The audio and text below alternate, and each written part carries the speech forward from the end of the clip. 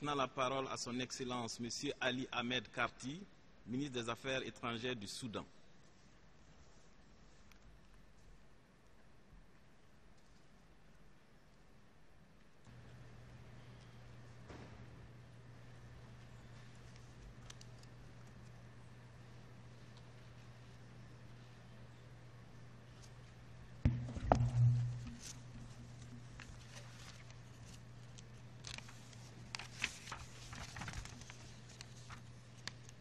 Bismillahirrahmanirrahim. Au nom de Dieu, le clément, le miséricordieux, Monsieur le Président, d'entrée de jeu, vous présentez au nom de la délégation de la République du Soudan, vous présentez nos félicitations les plus sincères à la suite de votre élection en tant que président de la 69e session de l'Assemblée générale.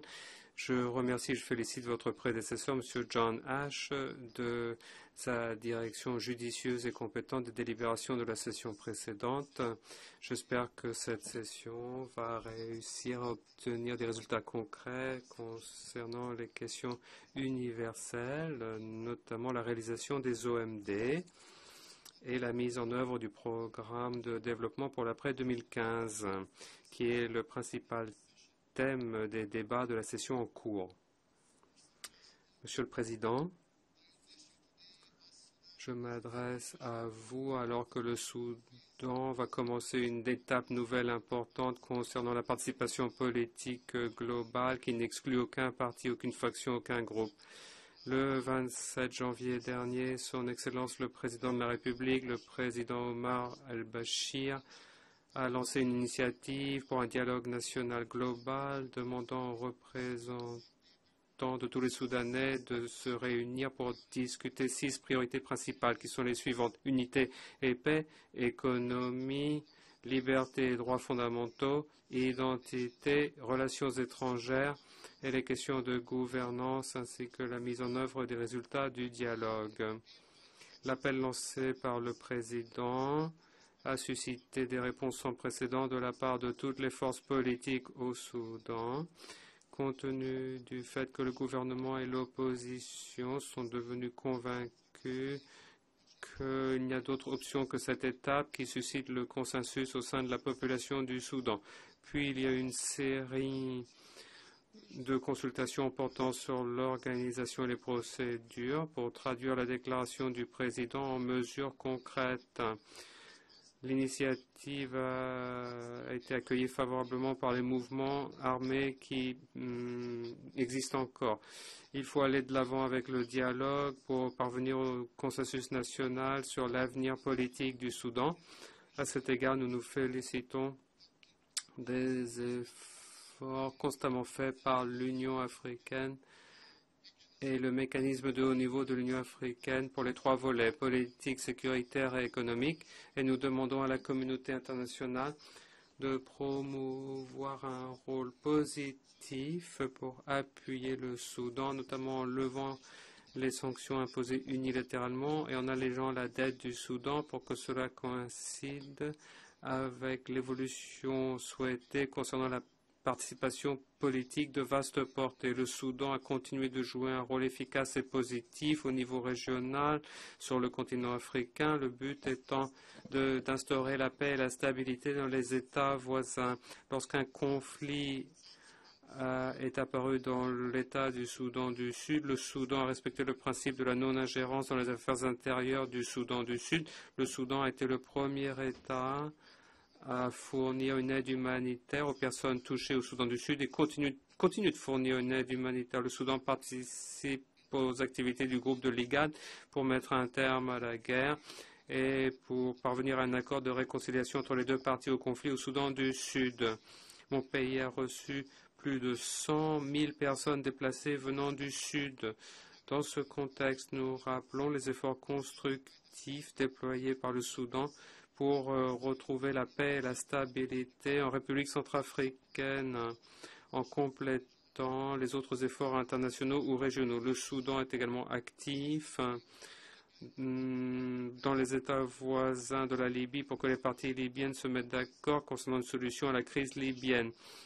Avec la coopération entre le Soudan et l'Éthiopie, Libye et aussi la République arabe d'Égypte dans le cadre d'un volet trilatéral pour que les eaux du Nil bleu soient bénéfiques pour tous sur le plan international. Nous rappelons les efforts du Soudan concernant le contrôle des frontières, la démarcation des frontières avec les États voisins, le but étant de consolider les postes frontières, les opérations de surveillance et de contrôle pour enrayer la criminalité transnationale, y compris les transferts illicites d'armes légères ou de petit calibre. Nous nous félicitons de l'expérience des forces frontalières conjointes du Soudan et du Tchad. Et aussi le Soudan et la République centrafricaine, le Soudan et la Libye, ce sont des modèles de coopération sécuritaire régionale réussie, rassemblant des États voisins dans l'intérêt de la paix et de la sécurité. Je rappelle que le Soudan va accueillir à la mi-octobre 2014 une conférence en partenariat avec l'Italie et l'Europe, avec l'Union africaine aussi, concernant la prévention de l'immigration illégale et la lutte contre la traite des êtres humains.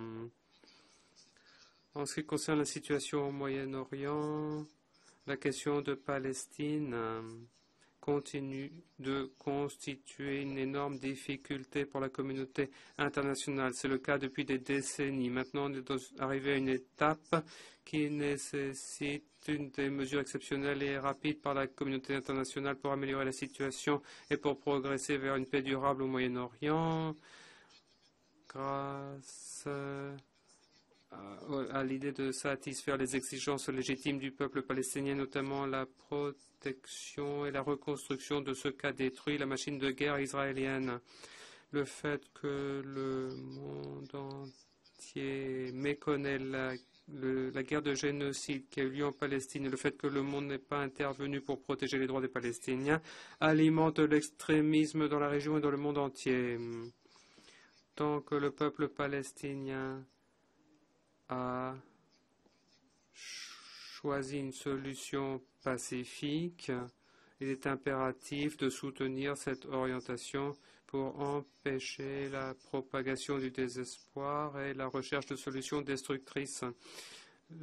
Pour ce qui est du programme de développement pour l'après 2015, il faut élaborer ce programme. C'est un thème majeur pour les débats au cours de cette session. Nous appuyons cela sans réserve, mais il ne reste que quelques mois avant la fin de l'année 2014 et on n'a pas encore réalisé tous les OMD.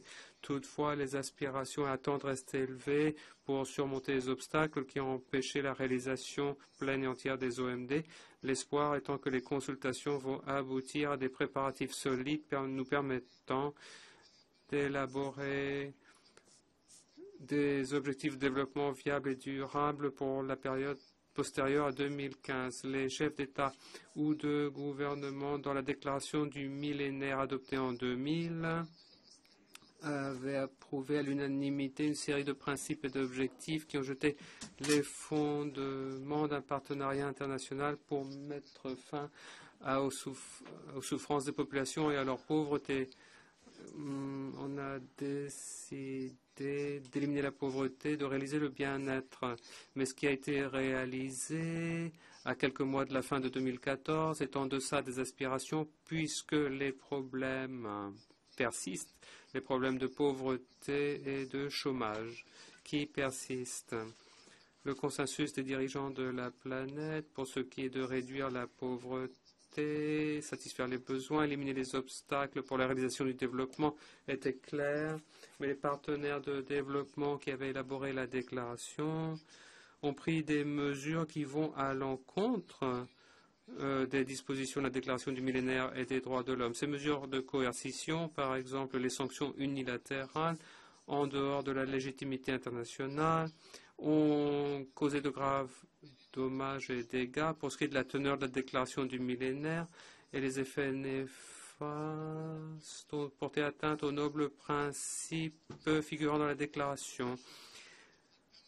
La situation actuelle du développement humain indique que le Soudan a réalisé des progrès concrets dans plusieurs domaines, notamment la paix, la santé, l'éducation, les normes de vie, les niveaux de vie, mais il y a des degrés inégaux de progrès entre les régions urbaines et les régions rurales. Le Soudan a mis en œuvre un système fédéral pour promouvoir le rôle des communautés locales. Toutefois, ces progrès ont été gravement endommagés du fait de mesures de coercition et des mesures unilatérales imposées illégalement au Soudan, ce qui a aggravé la mise en œuvre des initiatives visant notamment à améliorer la situation au Soudan, et ces entraves pèsent lourd sur l'économie du Soudan. Le consensus international réalisé après le référendum au Soudan du Sud, qui avait abouti à la sécession du Soudan du Sud, ce consensus avait fait qu'on avait convenu d'annuler la dette du Soudan et d'autres États pour promouvoir la paix et le développement après la fin de la guerre. Toutefois, cela jusqu'à présent n'a pas été mis en œuvre. Au Soudan, et dans le contexte de notre attachement aux OMD, nous avons élaboré les politiques requises, mais nous avons beaucoup fait pour exécuter plusieurs projets, mettre en œuvre plusieurs initiatives dont le but est l'élimination de la pauvreté. Par exemple, la mise en place d'un petit portefeuille de financement pour les petites familles et les personnes ayant des revenus limités, aussi des programmes d'équipement, ainsi que la promotion du rôle des femmes dans la gouvernance et la gestion, et aussi l'amélioration du fonds ZACAD pour obtenir des fonds rapidement, et aussi nous avons exécuté d'autres projets qui ont permis de transformer la situation de nombreuses familles bénéficiaires qui sont devenues des familles productives, qui jouent un rôle notamment en payant la zakat. Cela fait l'objet d'études maintenant à l'OCI pour que cela puisse être appliqué dans tous les États islamiques. Toutefois, de cette tribune, nous réaffirmons l'importance d'un attachement aux responsabilités communes pour atteindre les objectifs de développement. La communauté internationale doit appuyer et épauler les pays en développement, en particulier les PMA, qui représentent le secteur qui a le plus besoin d'appui et de renforcement des capacités. C'est pour cela que, à la lumière de la diminution dans l'ampleur de l'aide au développement, nous espérons que les délibérations pendant la session en cours vont permettre de prendre des mesures concrètes concernant le financement du développement en faveur des pays en développement, notamment ceux qui viennent de sortir d'un conflit. Monsieur le Président, sur la base de tout ce que je viens de dire, il faut se mettre au service des objectifs de développement, et ma délégation pense donc qu'il faut prendre en compte les impératifs suivants pour le programme de développement pour l'après 2015. Annulation des dettes, fournir les financements nécessaires, éliminer la discrimination et les politiques d'exclusion, faciliter le transfert de technologies, ainsi que l'obtention d'informations grâce à des technologies modernes de télécommunications. Troisièmement, suspendre les mesures coercitives ainsi que les sanctions et les boycottages illégaux imposés en dehors de la légitimité internationale. Quatrièmement, lancer des initiatives réalisables pour améliorer les relations Nord-Sud, par exemple, financer les projets de sécurité alimentaire. Mon pays peut jouer un rôle pionnier et efficace à cet égard et assurer le succès de ces entreprises. Cinquièmement, permettre à l'ONU et aux organismes des Nations Unies de jouer un rôle efficace pour atteindre les objectifs souhaités, en dotant les Nations Unies des mécanismes leur permettant d'agir dans ce sens. Monsieur le Président, cette session de l'Assemblée a coïncidé avec le sommet sur le climat. Nous espérons que les résultats du sommet sur le climat donneront un élan pour ce qui est des efforts actuels pour s'attaquer au changement climatique et pour relever ce grave défi qui pèse sur l'humanité, afin qu'on ait la possibilité de prendre ensemble des mesures conjointes pour parvenir à un accord international contraignant pour compléter la Convention cadre des Nations Unies sur le changement climatique, le but étant de prendre des mesures concrètes concernant l'économie verte et réduire les émissions de carbone qui menacent la sécurité de notre planète. À cet égard, Le Soudan accorde une importance particulière aux questions de l'environnement. Le Soudan a été touché et durement touché par les phénomènes du changement climatique, par exemple la sécheresse et la désertification qui ont entravé l'Afrique au nord de l'équateur. Et ce sont des exemples du changement climatique. Cela a conduit à des conflits entre tribus concernant les sources d'eau et de pâturage. La présidence soudanaise du PNUE, par le passé, était conforme à nos préoccupations en la matière. Le Soudan reste un partenaire efficace pour lutter contre le terrorisme. Au niveau national, nous avons fait beaucoup de progrès pour harmoniser nos lois avec le droit international, les règles internationales, et tout cela est pertinent pour la lutte contre le terrorisme. Nous nous engageons à jouer un rôle au niveau international et nous réaffirmons que nous condamnons toutes les formes de terrorisme. En même temps, nous condamnons toute tentative d'identifier le terrorisme avec une race, une religion, une culture quelconque, et nous demandons qu'on redouble d'efforts pour renforcer la coopération régionale pour s'opposer au terrorisme. S'attaquer au phénomène du terrorisme ne pourra réussir que grâce à un système international équilibré fondé sur l'égalité et le respect des principes établis du droit international et les principes de la charte. Et dans ce contexte, nous pensons que toutes mesures fondées sur la politisation du terrorisme ne vont pas permettre d'éliminer ce phénomène, mais au contraire, cela ne fera qu'aggraver ce phénomène. Et il y a de nombreux exemples qui soutiennent cette thèse. Le Soudan affirme que la sécurité internationale et régionale constitue un système interdépendant et l'ONU a déployé de nombreux efforts et investi beaucoup de ressources dans les opérations de maintien de la paix. Le moment est venu donc d'agir. Nous avons beaucoup d'expérience dans ce domaine. Le moment est venu pour l'ONU d'investir dans l'instauration de la consolidation de la paix, en appuyant les pays en développement, en appuyant les PMA et en renforçant leurs capacités afin qu'ils puissent atteindre les OMD, et cela dans l'intérêt de la paix et du développement, puisque la paix et le développement se renforcent mutuellement. Merci. Je remercie le ministre des Affaires étrangères du Soudan.